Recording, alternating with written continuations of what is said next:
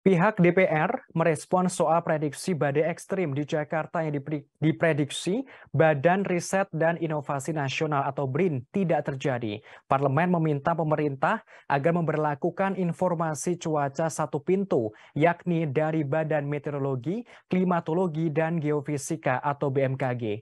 Hal ini disampaikan oleh anggota DPR RI Komisi 5 Suryadi Jayapurnama. Ia menekankan pemerintah perlu memberlakukan satu pintu untuk akses informasi yang terukur mengenai cuaca ekstrim. Hal ini terkait munculnya perbedaan pendapat antara BRIN dengan BMKG mengenai prediksi badai di Jakarta pada 28 Desember. Diketahui peneliti klimatologi pada riset Pusat Iklim dan Atmosfer BRIN, Erma Yulihastin, menyebutkan adanya potensi hujan ekstrim hingga badai di Jakarta. Sementara itu, BMKG memprediksi wilayah Jabodetabek memang akan terjadi hujan ekstrim, namun bukan badai. Oleh karena itu, Suryadi menegaskan BMKG harus dijadikan satu pintu utama. Hal ini terkait informasi cuaca sesuai Undang-Undang Nomor 31 Tahun 2009 tentang Meteorologi, Klimatologi, dan Geofisika.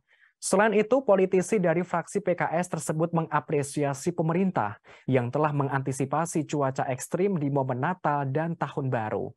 Ia menerangkan, antisipasi cuaca ekstrim telah disampaikan pemerintah pada saat rapat kerja dengan Komisi 5 DPR RI pada tanggal 13 Desember. Bahkan menurutnya, Badan Nasional Penanggulangan Bencana atau BNPB juga berencana menerapkan teknologi modifikasi cuaca. Hal itu untuk mengurangi potensi banjir akibat hujan ekstrim di penghujung tahun 2022 hingga awal 2023. Sementara itu Tribuners, Presiden Joko Widodo atau Jokowi mengimbau masyarakat untuk mengikuti semua informasi yang disampaikan oleh BMKG. Hal ini dikatakan Kepala Negara terkait prediksi cuaca ekstrim pada akhir tahun ini. Sebagaimana diketahui, BMKG telah merilis adanya potensi cuaca ekstrim di sebagian wilayah Indonesia pada tanggal 28 hingga 30 Desember.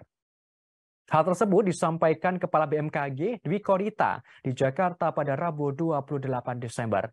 Cuaca ekstrim tersebut berpeluang menimbulkan dampak bencana hidrometeorologi, di antaranya banjir, genangan, dan tanah longsor.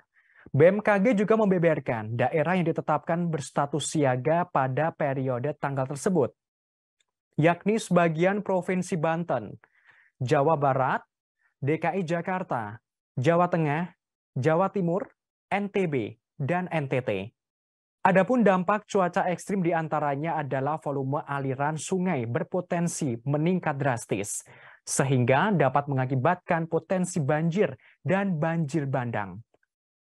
Selanjutnya ada besar kemungkinan hujan lebat yang mengakibatkan beberapa potensi, seperti tanah longsor, guguran bebatuan atau erosi tanah terutama di daerah-daerah dataran tinggi dan lereng-lereng perbukitan dan gunung.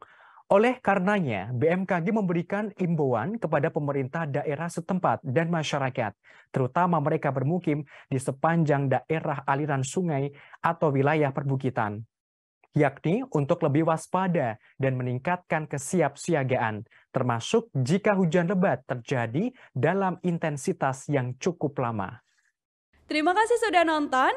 Jangan lupa like, subscribe, dan share ya.